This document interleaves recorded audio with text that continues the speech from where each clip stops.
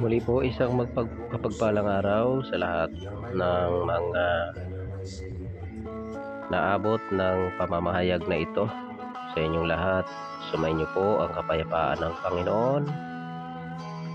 At ngayon po sa araw na ito ay tayo po'y muli narito sa biyaya ng Diyos, sa kabutihang, sa kagandahang loob ng Panginoon. At dahil sa kanyang saganang kaawaan, tayo po ay patuloy na nabubuhay at patuloy na binibigyan ng pagkakataon ng Diyos upang mabuhay at upang ating mabigyan ng parangal ang banal na pangalan ng ating Panginoong Diyos, sa pangalan po ng kanyang bugtong na anak na si Jesucristo. Muli po mga kapatid, mga kababayan, ako po muli ay narito upang patuloy na magbahagi sa inyo ng salita ng Diyos na ayon lamang po sa nasusulat. Ang layunin po ng pamamayag na ito mga kapatid ay ang nais po ng inyong lingkod ay ang maipahayag lamang po ay ang katotohanan, walang bawas, walang dagdag, walang pagkapilipit at walang sariling pagpapaliwanag. So mga kapatid, mga kababayan, pagaman po ako ay narito sa araw na ito ay ganito po ang aking pananamit,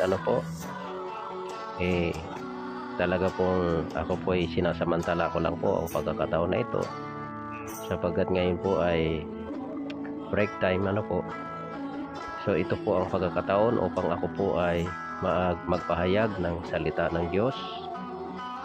At nawa mga kababayan, mga kapatid, ay patuloy kayong ingatan ng Panginoon saan man kayo naroon, sa lahat po ng mga aking mga kapatiran sa Panginoon, ang kasama po sa ministeryong ito, sa aking mga kamanggagawa, sumayin niyo pong patuloy ang kapayapaan ng Panginoon. Muli po mga kababayan, sa araw na ito ay patuloy po tayong mag-aral ng salita ng Diyos.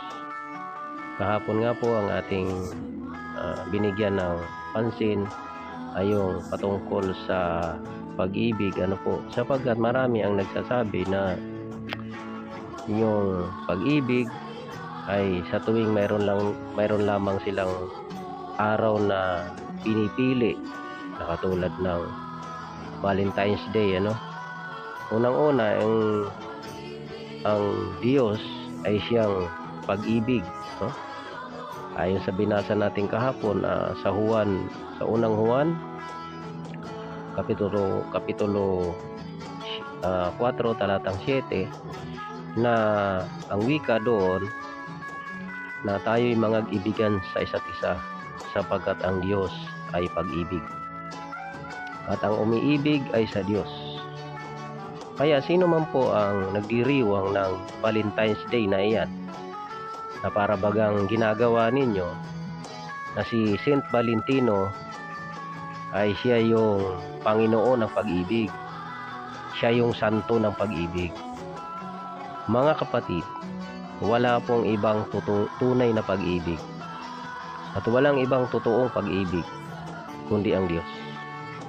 Ang Diyos lamang po ang umibig ng totoo sa atin. Ang tao po ay walang kabuluhan sa sanlibutan ito. Sino man yang Valentino na yan, na hindi namang kilalang santo yan, gawa-gawa lang yan ng mga pagano, gawa po ng demonyo yan, mga kababayan. Dahil yan hindi naman umiral yan, gawa-gawa lang ng mga tao yan. At kung umiral man yan bilang tao, wala po siyang karapatan na sabihin na santo ng mga puso o santo ng pag-ibig,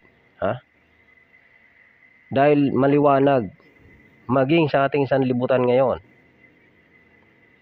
na yung mga tao ay punong-puno ng kasinungalingan sa kanilang buhay. Kaya nga maraming naluloko dahil dyan sa pagdiriwang na yan, maraming in love sa una, kasi love na love daw niya, kasi araw ng mga puso. Pero sa bandang huli, nawala yung tunay na sinasabi. Oh? Kaya walang katuturan yung pagdiriwang din na yan eh. Dahil ang tunay na pag-ibig ay ang Diyos. At ang umiibig ay sa Diyos. Oh. Ngayon, kung ikaw ay umiibig, hindi mo kailangan na gumamit ka ng santo-santo. Para sabihin mo na siya ang santo ng pag-ibig at ng mga puso. Bakit hindi mo sabihin na ang Diyos ay pag-ibig? At kung ang Diyos ay pag-ibig, maghihintay ka pa ba ng February 14 para magdiwang ka ng puso? Unang araw ng pag-ibig? O araw ng pagmamahalan? O araw ng magkasintahan? Ayon po sa Jeremias 17:9 na ang puso ay magdaraya ng higit sa lahat ng bagay. At totoong masama. Sinong makaalam? Talatang 10, akong Panginoon ang sumisiyasat ng mga puso at pag-iisip ng mga tao upang magbigay ayon sa kagantihan ng kanyang mga gawa. Kaya ano po ang kabuluhan ng pagdiriwang na gawa ng tao na hindi ayon sa gawa ng Diyos? Kaya ito po ay binigyan ko lang po ng daan. Sapagat marami din po na mga nagpapakilala mga born again, na sila rin po ang nangunguna sa ganitong mga pagdiriwang eh. Kumbaga, nakikilala ka na ikaw ay umalis na doon sa maling paniniwala. Umalis ka na dyan sa mga santo-santo, gawa-gawa ng mga tao. Tapos, pagdating ng mga pagdiriwang ng sanlibutan, nakikiisa ka. Anong kabuluhan nun? Sasabihin mo, okay naman kasi mabuti. Anong mabuti? Asan ang mabuti ron? Si Saint Valentino ba totoong santo? Totoo ba yan? At kung sinasabi ninyong siya'y umiral bilang tao, sinong naglagay sa kanya bilang santo? Ang Diyos? Marami ang mga pagano, maraming ginawang mga santo na hindi totoong santo. At saka ang ginawa nilang santo, mga ribulto. Halimbawa si Saint Mary. Tingnan ninyo yung santo na Saint Mary. Iba-iba mukha. Diba? May Saint Mary of Lourdes. May Saint Mary of Manawag. May Our Lady of ganito. May Our Lady of ganyan. Iba-ibang mukha. Anong klaseng paniniwala yan? Gawa-gawa ng demonyo yan. Kaya bakit tayo makikiisa sa mga bagay na hindi naaayon sa aral ng Diyos? Ang sabi ng Panginoong Jesucristo sa Juan 13:34, isang bagong utos ang sa inyo'y ibinibigay ko, na kayo'y mangag-ibigan sa isa't isa. Yun. Hindi mo na kailangan tawagin pa si Valentino para umibig ka. Kundi sa pamamagitan ng iyong pananampalataya sa Diyos, sa patuloy na pagsunod kay Kristo, ay mangag-ibigan kayo sa isa't isa. Kailangan mo pa bang hintayin si Valentino para magkaroon ka ng pag-ibig? Ba't ka magtitiwala sa iyong puso? Brad, araw naman ng mga puso yun eh. Ano ba yun? Ay di ba nga ang sabi ninyo na ang puso o ang puso ay sinasabi niyo na sumisimbolo sa pag-ibig? Kaya kayo ay nagdiriwang ng araw ng mga puso? Kasi para yon sa inyong mga iniirog at minamahal? Nako. Ang tunay na pag-ibig, mga kapatid, ang sabi ni Apostol Juan, Kapitulo 20 ng Kapitulo 4 ng talatang 20 ng unang Juan, na kung ang sino man ay nagsasabing siya ay umiibig sa Diyos at hindi niya may kayang ibigin ang kanyang kapwa na kanyang nakikita, paano niya nasasabing iniibig niya ang Diyos? Gayong hindi niya kayang ibigin ang kapwa na nakikita niya. Ngayon, unfair dito sa mga tao na hindi mo kairog kasi wala kang pag-ibig sa kanya. Ganun ba 'yon? Ang tunay na pag-ibig, mga kapatid, ay sa pamamagitan ng pagsunod kay Kristo sa kanyang utos. Kayo'y mangag-ibigan sa isa't isa. Ano ba yung pag-ibig na yon? Yung pita ng laman, kasama na yung pangangalo niya doon? Yun ba yon? Na sinasabi ng mundo na, anong magagawa ko? Taken na ako pero mahal ko siya. Ganun ba yon? Yun ba yung pag-ibig na sinasabi ng mundo? Yun ba yon? Ang pag-ibig po, mga kapatid, ay yung pagpapahalaga sa kapwa. Pagrespeto sa kapwa. Pagbibigay ng halaga sa kapwa. Hindi yung binabalahura mo ang kapwa mo. Yan ang tunay na pag-ibig. Ikaw ay nagmamahal sa iyong kapwa. Iniingatan mo na ikaw ay huwag gumawa ng masama sa iyong kapwa. Yun ang tunay na pag-ibig. Hindi yung mga pakunwaring pagsasabi ng minamahal pero niloloko. Mga kapatid. Kaya mga kababayan ko, ito po ang tunay na aral. Hindi po yung mga gawa-gawa ng sanlibutan. Ngayon mga kababayan, tunay po na ang Diyos ay mabuti. Mabuti po ang Diyos Ang ating buhay sa araw-araw, sa panibagong pagkakataon, na tayo ay binibigyan ng Diyos ng panibagong pagkakataon upang mabuhay, huminga sa panibagong buhay, nagigising mula sa pagkakatulog. Kaya ito po mga kababayan ang nararapat nating gawin, na huwag nating kalimutan na tayo ay magbulay-bulay ng salita ng Diyos. Bakit po? Sapagkat ayon nga po dito sa aklat ng mga awit, Kapitulo 119 sa talatang 50, no? Verse 15 o verse 50, no? Mga kapatid. Basahin po natin. Sa talatang 49 muna.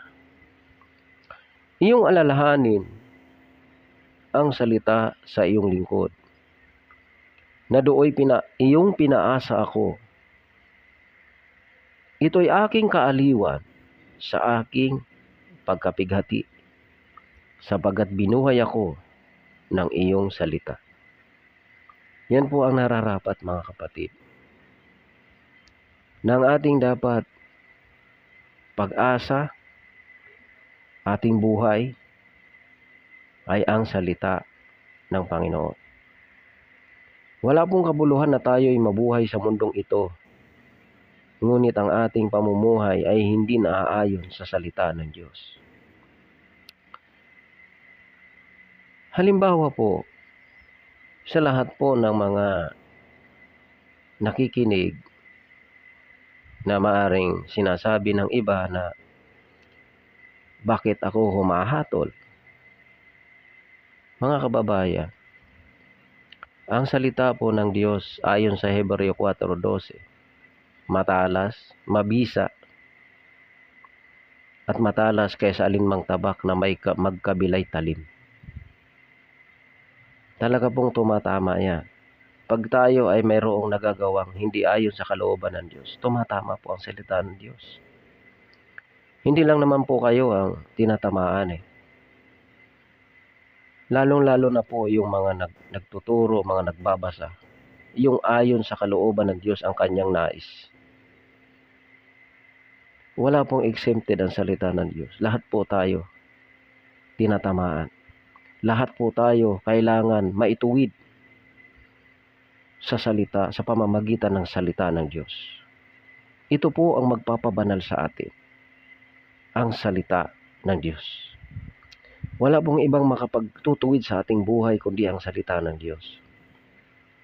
Walang sino mang tao, kahit sino pang makapangyarihan sa mundo, ang kayang ituwid ang isang tao.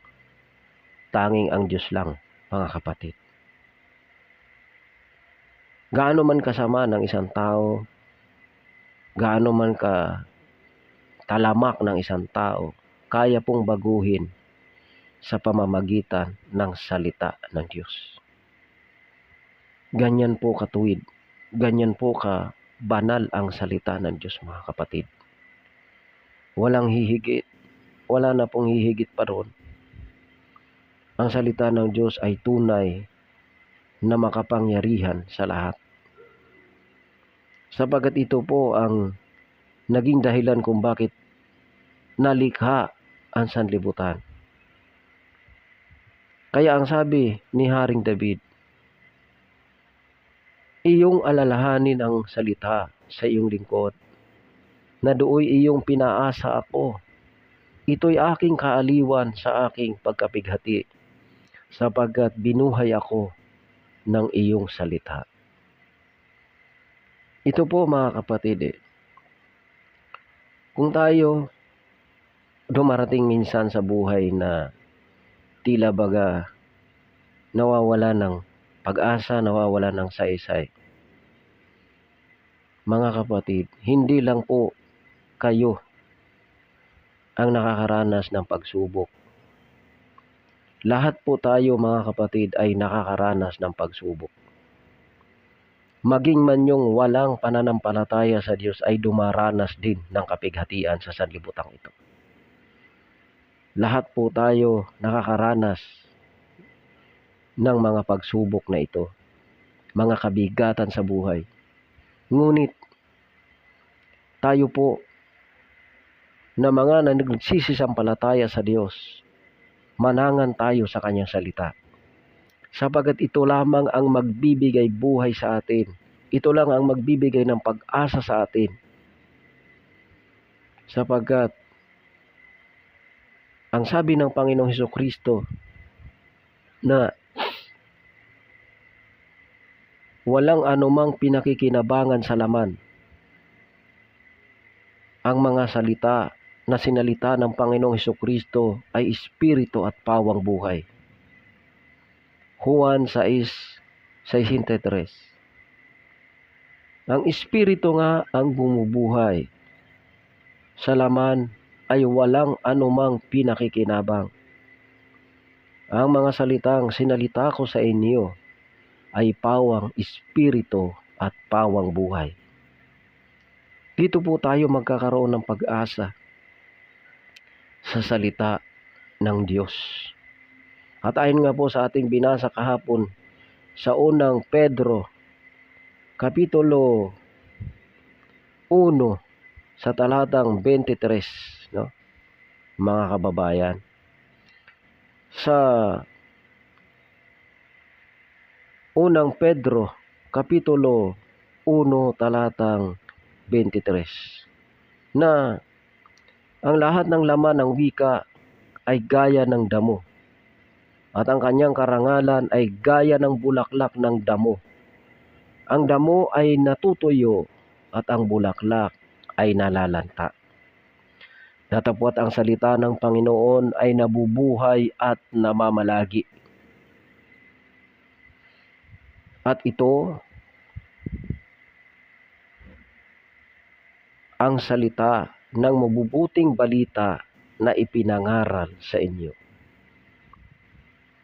Ano man po ang ating buhay ngayon, dapat nating malaman, mga kapatid, na ang pag-asa natin ay ang Diyos. At ang mga salita na kanyang ipinangako, ang sabi ni Haring David na iyong iparanas o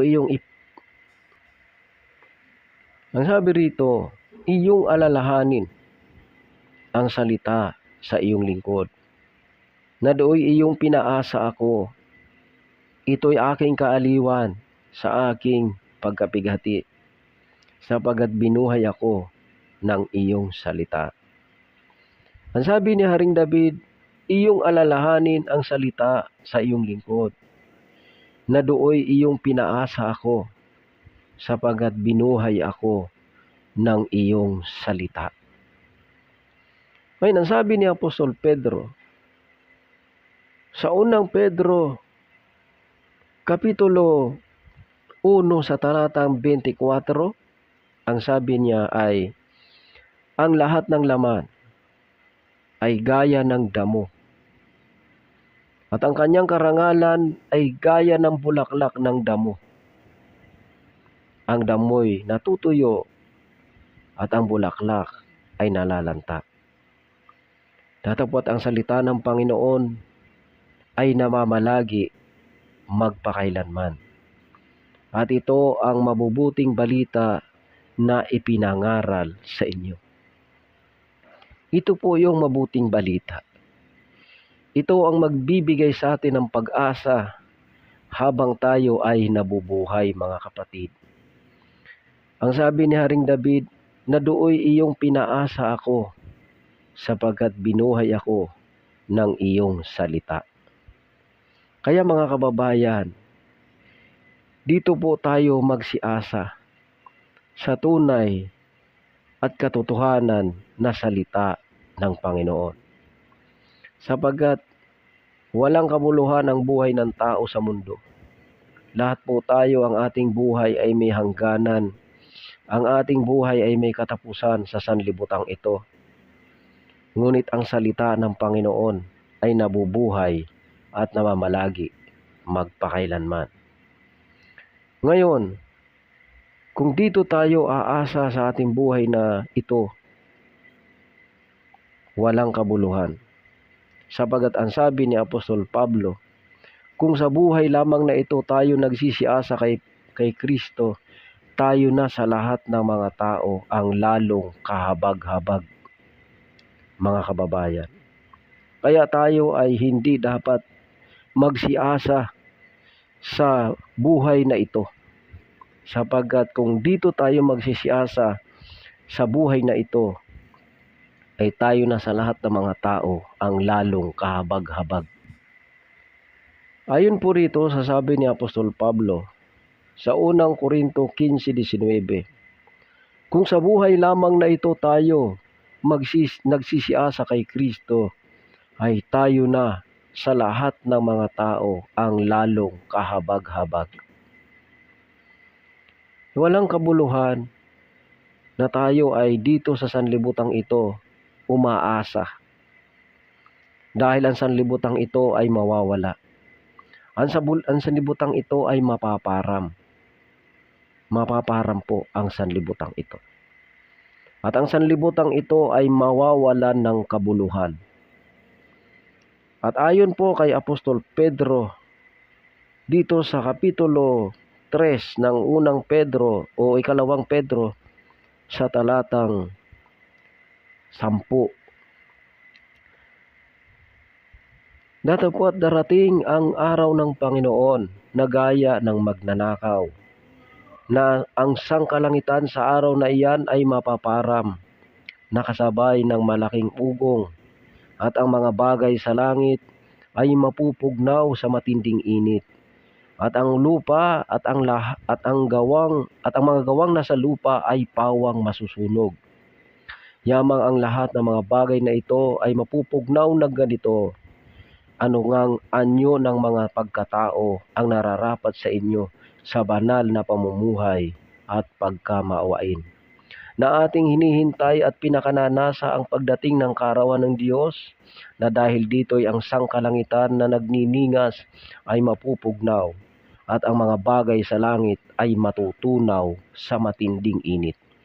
Ngunit ayon sa kanyang pangako ay naghihintay tayo ng bagong langit at ng bagong lupa na tinatahanan ng katuwiran. Yan po mga kapatid. Ang sanlibutang ito ay mapupugnaw. Kaya ang sabi ni Apostol Pablo sa unang Korinto 15 talatang 19, kung sa buhay lamang na ito tayo magsisiasa kay Kristo o nagsisiasa kay Kristo, tayo na sa lahat ng mga tao ang lalong kahabag-habag. Kung dahil sumasampalataya ka kay Kristo, na ang paniniwala mo ay ito, dito ka maninirahan sa lupang ito, magpakailanman. Mali, mga kapatid. Dahil ang sabi ni Apostol Pedro, ngunit ayon sa kanyang pangako ay naghihintay tayo ng bagong langit at ng bagong lupa na tinatahanan ng katuwiran. Ang lupang ito, mga kapatid, ay wala na pong nananahan na katuwiran. Dahil ang nandito po na naghahari sa sanlibutang ito ay ang kasamaan. Ang kasamaan ang naghahari sa sanlibutang ito. At ang sinasabi ng ating Panginoong Hesukristo na ang sabi niya, magsipasok kayo sa makipot na pintuan sapagat malawak ang daan patungo sa kapahamakan at marami ang dooy nagsisipasok. At makitid ang daan tungo sa buhay. Makitid ang daan tungo sa buhay at kakaunti ang nangakakasumpong noon. Mateo 7:13 hanggang 14. Kaya pakatandaan natin, mga kapatid, talaga pong ang sanlibutang ito ay naghahari ang kasamaan. Kukunti lang po ang mga naririto na mga kasama ni Kristo. Bagamat makikita natin na napakaraming mga nagpapakilalang Kristiyano, mga born again, mga iglesia kuno ni Kristo, pero ang aral ay hindi ayon kay Kristo, walang kabuluhan.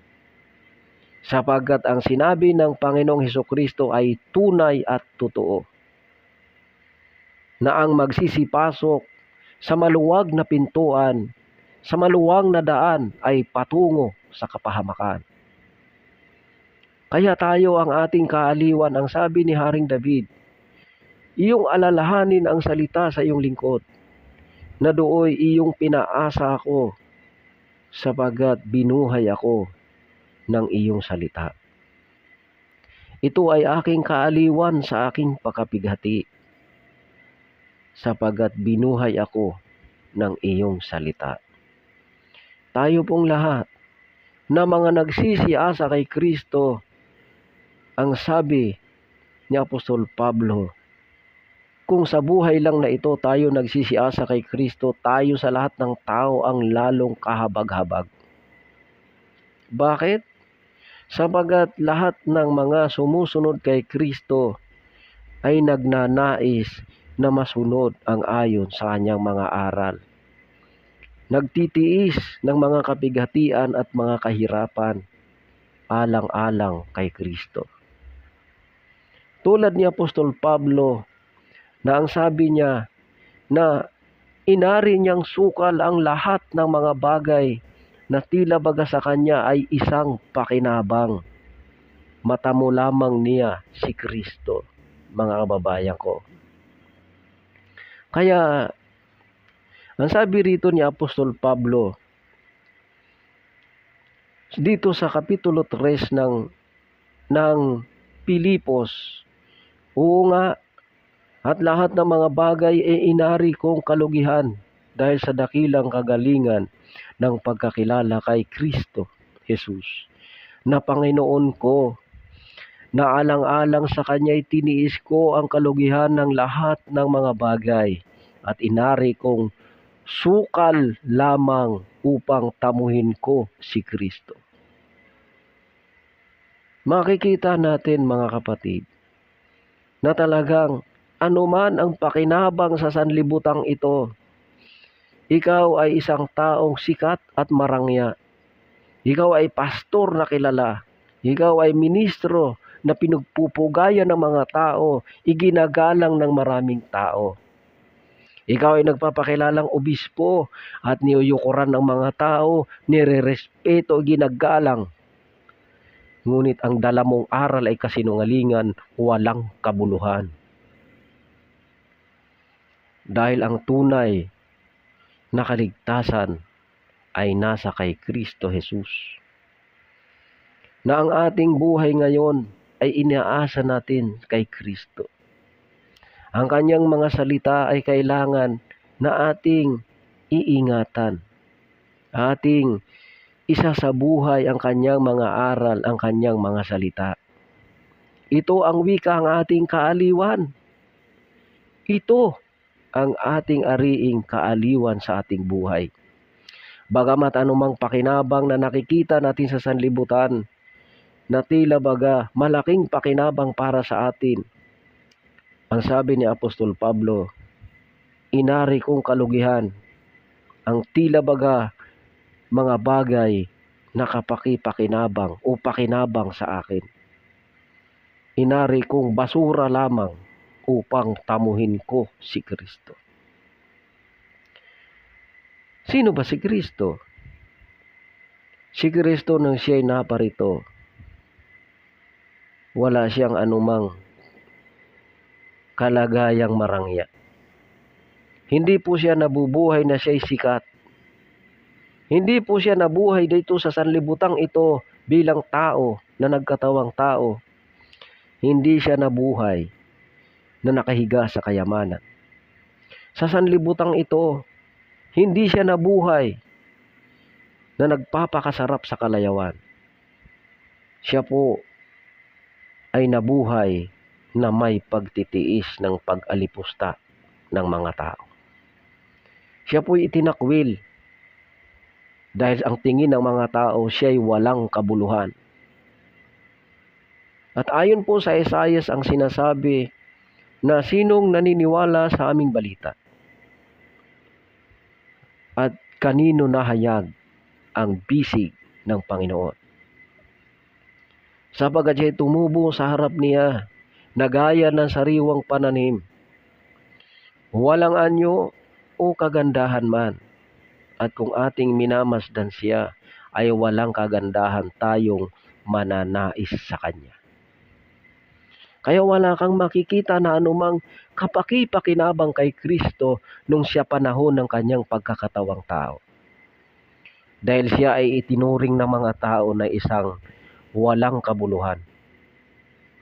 Sabi nga po ng mga tao sa Juan 7 talatang 15, no? Saan kumuha ng karunungan ang taong ito? Gayong hindi naman nag-aral kailanman. Wala talaga eh. Walang nananais sa kanya. Dahil ang tingin ng tao, si Jesucristo walang pinag-aralan. Totoo po. Kasi nga po, hindi siya nabuhay na marangya. At sila Apostol Pedro ay gayon din po ang pahayag sa Aklat ng Gawa. Na sila ay mga taong mangmang at walang pinag-aralan. Gaano ka man katanyag, gaano ka man kasikat, hindi yan ang hinahanap ng Diyos na maging lingkod niya. Dahil si Apostol Pablo ay nasa marangyang kalagayan bago siya tinawag. Siya po'y mang-uusig ng iglesia. Siya ay Hebreo sa mga Hebreo, Pariseo, at tungkol sa kautusan, Pariseo, walang kapintasan. So lahat ng ito'y siya'y mayroong tanyag na kalagayan si Apostol Pablo. Siya'y nasa kalagayan na siya ay kilalang tao. Lumapit nga siya sa mga saserdote. Humingi siya ng kasulatan na kanyang paghuhulihin ang lahat ng mga lingkod ni Kristo. At kakalad ka rin, dadalhin sa Jerusalem upang husgahan. Dahil ayaw nila na sila ay nagtuturo. Ayaw ni Apostol Pablo na ang mga tao ay magturo ng patungkol kay Kristo. Ngunit nang siya'y tinawag, ang sabi ni Apostol Pablo, nang siya'y tawagin, ang sabi rito, dito sa Pilipos, Kapitulo 3, talatang 4, Bagamat ako'y makapagkakatiwala sa laman, na kung ang iba ay nag-aakala na may pagkakatiwala sa laman, ay lalo na ako, na tinuli ng 8 araw mula sa lahi ng Israel, mula sa angkan ni Benjamin, Hebreo sa mga Hebreo, tungkol sa kautusan ay Pariseo. Aral po si Pablo. Dahil ang Pariseo na ito, talaga pong bihasa sa kautusan. Siya'y aral sa kautusan. Tungkol sa kautusan ay Pariseo. Tungkol sa pagsisikap ay mag-uusig sa iglesia. Tungkol sa kabanalan na nasa kautusan ay walang kapintasan. Talagang masunurin, bihasa. Siya'y aral sa kautusan. Aral talaga siya sa mga batas. Kilala siya. Hebreo sa mga Hebreo at sa kautusan ay Pariseo. Gayunman ang mga bagay na sa akin ay pakinabang, ay inari kong kalugihan, alang-alang kay Kristo. Kaya, ano ang kabuluhan ng mga tao ngayon na nagsasabing sila'y sinugo? Ngunit, hindi naman ayon sa katotohanan ang kanilang pamumuhay. Walang kabuluhan. Dahil ang katotohanan ay katulad ni Apostol Pablo, tatalikuran mo ang lahat ng karangyaan na nasa iyo, alang-alang kay Kristo. Gaano man kalaki ang pinag-aralan mo, abogado ka, naging pangulo ka ng bansa, naging mayor ka, nagkaroon ka ng mataas na katungkulan sa gobyerno, kaya ikaw ay proud na proud sa iyong sarili? Wala pong kabuluhan yan. Ang mahalaga po sa atin, tayo ay tanggapin si Kristo. At tayo ay magkaroon ng pagpapakumbaba sa ating buhay. Tayo ay magpakumbaba kay Kristo. Tayo ay magpapasakop kay Kristo. Kailangan tayo ay magkaroon ng puso na sumusunod sa mga hakbang ni Kristo. Basahin po natin ang unang Pedro, Kapitulo 2 sa talatang 20. No? Ang sabi rito, sapagat anong kapurihan nga kung kayo'y nangagkasala at kayo'y tinatampal, ay inyong tanggapin na may pagtitiis. Ngunit kung kayo'y gumagawa ng mabuti at kayo'y nagbabata, ay inyong tanggapin na may pagtitiis. Ito'y kalugod-lugod sa Diyos. Tingnan nyo. Di bali na raw natampalin ka basta ang ginagawa mo ay mabuti. Kaysa naman daw ikaw ay tinatampal. Ikaw ay tinatampal, pinagwiwikaan ng mga masasamang bagay dahil sa iyong gawang masama. Ano raw ang kapurihan nun? Mas maigi na raw na ikaw ay tinatampal na gumagawa ka ng mabuti. Yan. Ngayon, kayong nagngangaral na hindi na kailangan gumawa ng mabuti. At dahil ang inyong aral ay hindi na kailangan gumawa ng mabuti, pag tinampal ka, ay tampalin mo rin. Ganun ba yun? Kasi hindi na kailangan gumawa ng mabuti. Pero dito, ang sinasabi ni Apostol Pedro, ngunit kung kayo'y gumagawa ng mabuti at kayo'y nagbabata, ay inyong tanggapin na may pagtitiis. Ito'y kalugod-lugod sa Diyos. Ayan. Bakit? Ano ba ang gawa ni Kristo? Hindi na siya gumagawa ng mabuti.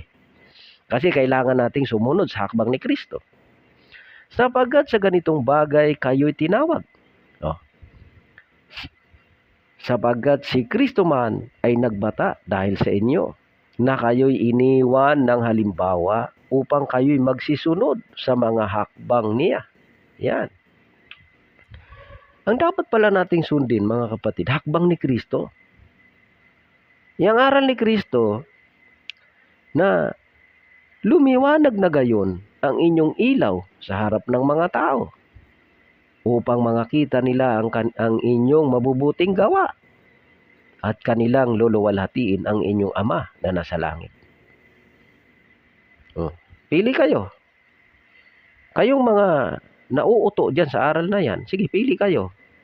Hindi na kailangan gumawa ng mabuti, o yung aral ni Kristo na kailangan makita ang mabubuting gawa upang luluwalhatiin ng mga tao ang Ama na nasa langit. Anong gagawin ninyo? Sasabihin ninyo pagka gumawa ng mabuti ay magyayabang. So ibig sabihin, kayo pala, pag gumawa kayo ng mabuti, nagyayabang kayo. Ganun ba yun? Baliktad no? Baliktad talaga yan.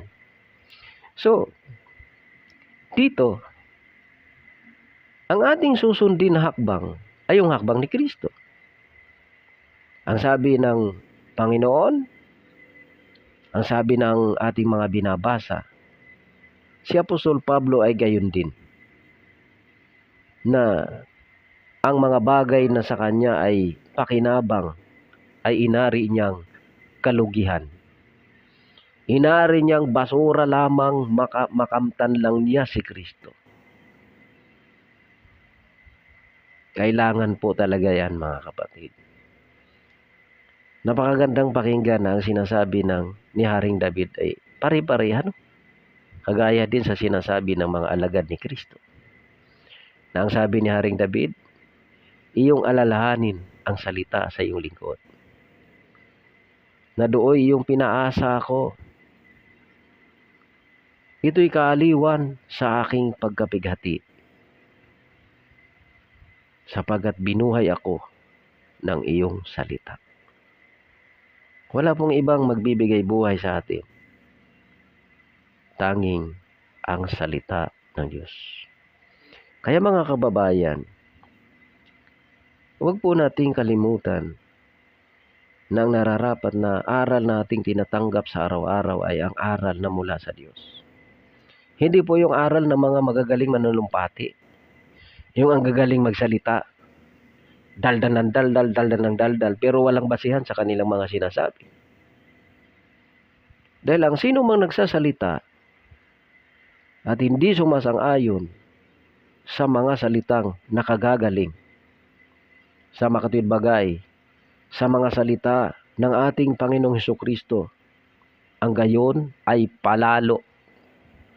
Walang nalalamang anuman, kundi may sakit sa mga usapan at mga pagtatalo sa mga salitang pinagbubuhatan ng kapanaghilian, mga pagkakaadit, mga pag-alipusta, mga masasamang akala. Kaya kung ikaw, nagtuturo ka, oo, sikat ka, marami kang nauto, maraming naniwala sa iyo dahil magaling ka magsalita, nakapanamit ka ng magara. Ang ganda ng damit mo, ang ganda ng dating mo, pero ang aral mo sa demonyo.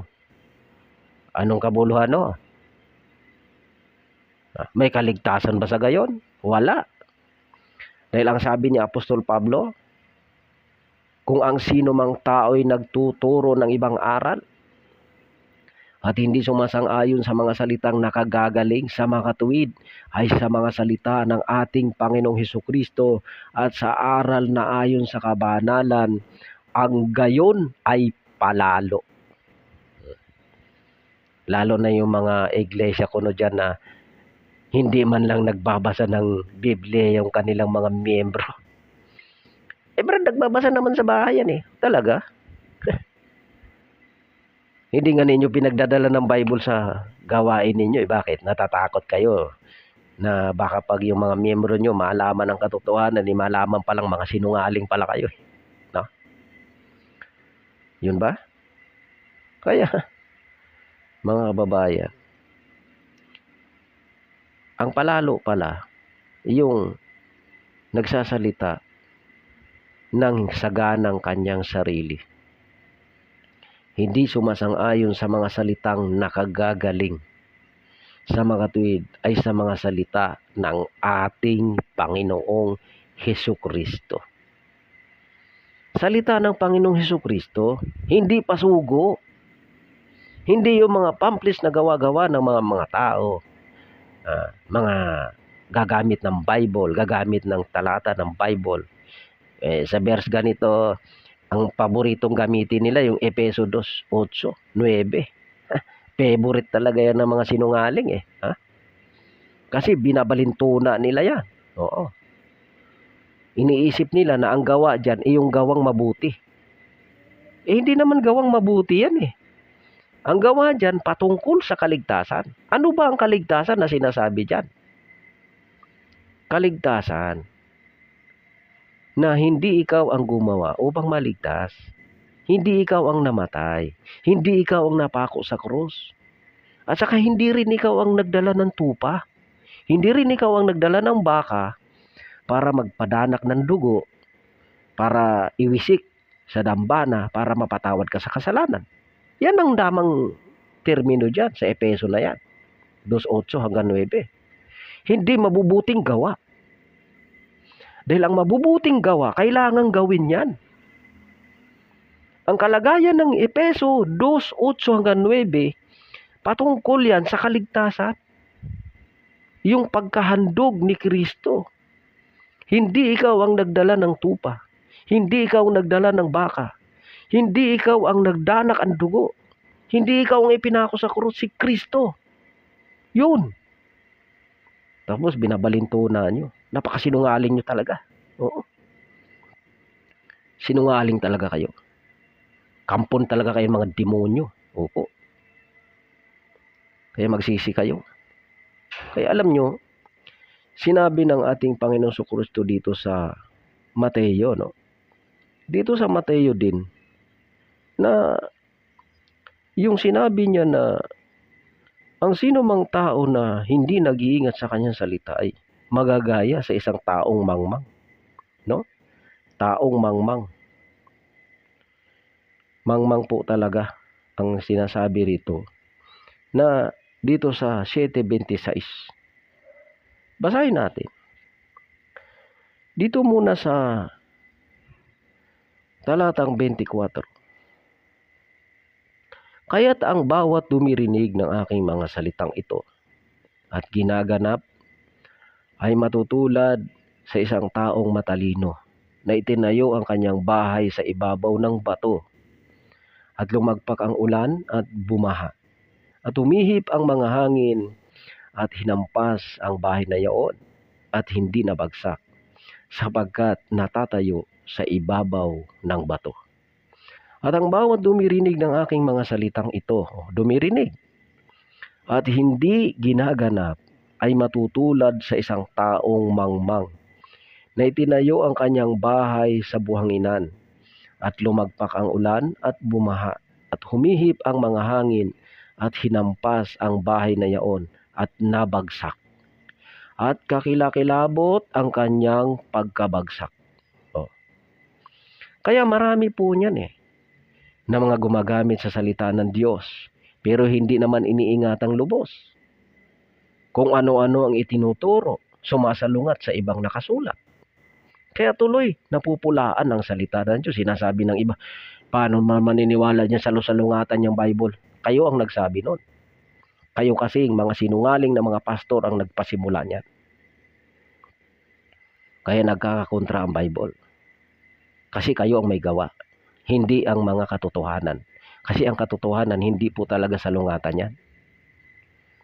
Katulad na lang ng sinasabi ninyo na hindi na kailangan ng mabuting gawa.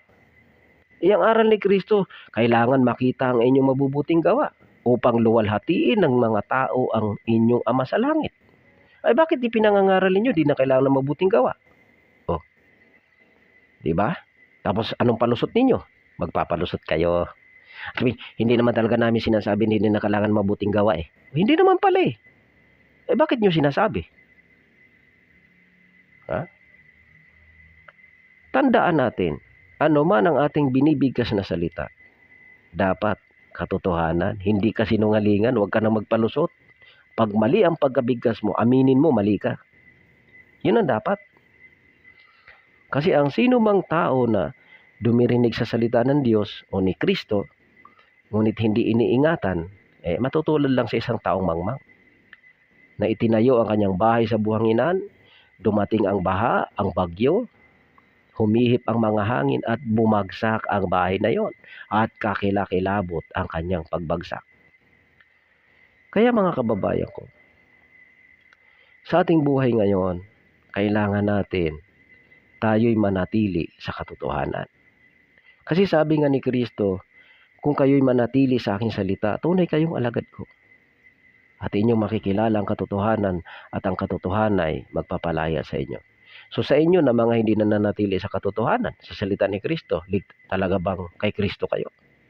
Madaling mag-claim. Madaling magsabi, ako'y kay Kristo, I am a born again, I am a ganito, I am a born again. No. Madaling mag-claim. No. I am a born again. Pero hindi naman totoo ang pagsunod. Hindi naman totoo ang aral na itinuturo. Kasinungalingan naman. Walang kabuluhan.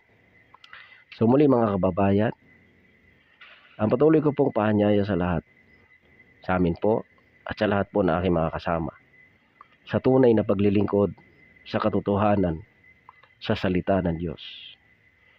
Ang paanyaya ko po sa inyong lahat, tayo po'y magpatuloy, manatili sa salita ng ating Panginoon Kristo.